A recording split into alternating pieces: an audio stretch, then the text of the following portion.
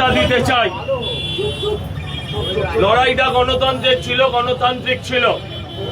কোন party office, এই party অফিসকে আমরা মনে করি মন্দির। হয়তো যারা আজকে, যাদের আজকে এই ঘটনা যাদের ওপর ঘটেছে, তারাও কখনো হয়তো আমাদের মন্দিরে আঘাত করে থাকতে পারে, কিন্তু সে করেছে বলে আমি করব, এটা কখনোই নয়। কেউ আমায় কামড়েছে বলে আমি তাকে কামড়াবো, এটা যুক্তিপূর্ণ নয়। আমি আপনাদের মাধ্যম দিয়ে, আমি এই ভিডিওর মাধ্যম দিয়ে আমি ক্লিয়ার বলে যাচ্ছি, আমি প্রশাসনকে অনুরোধ করেছি, আমি প্রশাসনকে অনুরোধ করেছি, কড়া হাতে এই ধরনের কাজ দমন করা হবে, দলমত নির্বিশেষে। মানুষ ম্যান্ডেট দিয়েছে, মানুষের ম্যান্ডেটকে সম্মান দিতে হবে।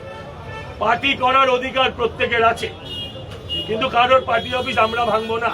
কারণ পার্টি অফিস ভাঙার জ্বালাটা আমি জানি, দরজা ভাঙার যন্ত্রণাটা আমি জানি, আমার কর্মীরাও জানে। আর কালকে দুপুর 12টার পর থেকে যারা বিজেপি হয়েছে তাদেরকে আমি সাবধান করেছি, এই ভিডিও দিয়ে তাদের আমি পরিষ্কারভাবে সাবধান করি, আমার থেকে খারাপ কেউ হবে না।